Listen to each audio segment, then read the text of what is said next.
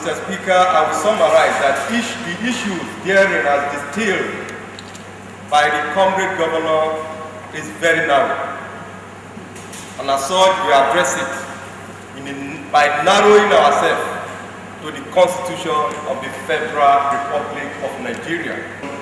The comrade governor went on air to announce that all chairmen should return back to their various local governments. Behold, at the end of the day, those State House Assembly there had their way, and we all vacated our various seats. So I don't see any reason why the comrade governor should go back to say those State House Assembly is not having the power to do what they have done.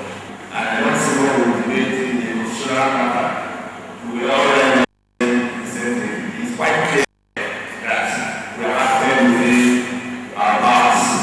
I don't think there's anything that we say outside this. This is an abuse of constitutional rights and abuse. I have been a local government chairman 3 times, and I know the powers of this honorable house. Minority Leader Edo State House of Assembly Kabiru Ajeto in anger, supported by other legislators, in sharp disagreement with a letter sent to the House by Governor Adams Oshomole, challenging the House for usurping the powers of the executive, a situation the House kicked against vehemently. Against this backdrop, some legal practitioners who have been speaking on the legality or otherwise of the action of the State House of Assembly said the lawmakers acted in good faith, especially in line with relevant sections of the Constitution on local government administration and management. The legal practitioners said the State House of Assembly is a lawmaking body of the state, and as such, directing the local government chairmen to hand over to their heads of administration following the expiration of their tenure in office is in tandem with the Constitution. The state executive have no business whatsoever with the administration of the House of Assembly. So the directive given by the House of Assembly is in line with the provisions of the law. But if the executive is saying the House of Assembly is usurping into their function, it's vice versa. It's actually the executive that is usurping to the functions of the House of Assembly. This is a needless controversy in the sense that the tenure of the local government is clearly specified in the statute.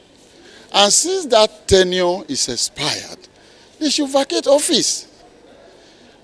Ideally, the state ought to have by now arranged for election of new local government executive. It is the House of Assembly, a legislatively omnipotent organ that has the power to make laws for the governance of a state. What is playing out in Edo State is a classical example of executive lawlessness, or if I may say, executive braggadocio, which has no place in a democratic era. Others, however, said the lawmakers ought to have consulted with the governor before taking such an action, maintaining that the governor has every right to challenge the legislature for allegedly usurping the powers of the executive. The House of Assembly have their own right to talk wetin dey happen, but if you no go well with the governor, you go see call them, tell them say this thing wey we want to do so.